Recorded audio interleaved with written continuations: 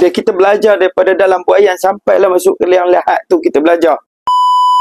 Assalamualaikum warahmatullahi wabarakatuh. UM Padu Ustaz Semasa. Hari ni UM just nak bagi tahu kepada semua, nak bagi mesej ni, setiap daripada umat Islam kita kena tuntut ilmu agama. Kita jangan berpada setakat ilmu agama yang kita ada saja, ataupun orang cakap takat ilmu agama SPM kita yang dulu tu. Kita kena teruskan belajar, sebab ilmu ni tak pernah habis. Ilmu ni kat mana-mana pun tak pernah habis. Sampailah kita belajar.